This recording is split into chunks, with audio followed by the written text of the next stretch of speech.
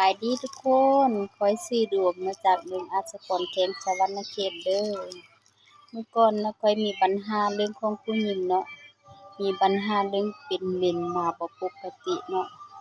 เฮ็ดให้เฮ็ดให้ร่างกายค่อยทรุดโทรมลงเนาะเป็นผิวบ่ขาวบ่ใสและเฮ็ดให้หน้ามองคล้ำเนาะหรือปัญหาของผู้หญิงเฮาเนาะมือเบิ่งต้นเนาะมันก็เริ่มเป็นตอนแรกเนาะเป็นเมนมาบ่ปกติเลยเฮ็ดให้ข้อยหน้ามองคล้ำเนาะเลือดลมเฮาไหลบ่สะดวกเด้ตัวที่สองเฮ็ดให้ข้อยเป็นตกขาวคันตกขาวมีกลิ่นหงุดหงิดง่ายตัวที่สามเนาะ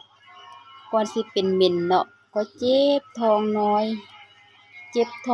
บหนักเจ็บหน่วงเนาะเจ็บหนักเจ็บหน่วงลงช่องคลอดเฮ็ดให้อารมณ์บ่ดีหงุดหงิดหายเป็นเนาะหายเป็นหายเก่ง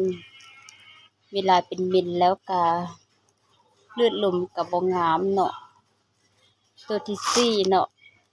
ข้อที่สี่เนาะสิว่าชื่อผังเนาะมดลูกย่อนหย่านมดลูกบ่กระชับเฮ็ดให้เจ็บมดลูกช่องคลอดก็แห้งเหี่ยวเนาะตัวที่สี่ช่องคลอดก็แห้งแบบมันบ่กระชับเด้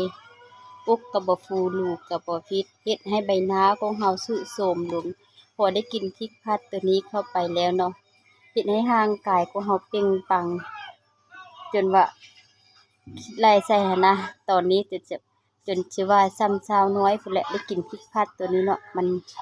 คนงามเนาะมันก็ต้องงามที่ภายในซะก่อนเนาะเพราะเฉพาะข้อยตอนนั้นมันบ่ได้ดูแลสุขภาพก็ว่าแม่นเนาะปล่อยให้ตัวเองเป็นตุกขาวขันตุกขาวมีกลิ่นเป็นโดนจนมดลูกย่อนมดลูกหยานเนาะแต่พอได้กินพริกพัดตัวนี้แล้วนะเฮ็ดให้อกก็ฟูลูกก็ฟิตตอนนี้เนาะถ้าผู้ใดมีปัญหาเรื่องแบบนี้น่ะข้าวกินปัวโดนโดยเฉพาะข้อยเนาะเป็นตอนนั้นอกก็บ่ฟูลูกก็บ่ฟิตไปกินตัวนี้ก็ไปเลยเฮ็ดให้ผิวพรรณขาวใสขึ้นนะมือเนาะลองกินเบิ่งเด้อทุกคนถ้ามีปัญหาเรื่องแบบนี้โอ้ย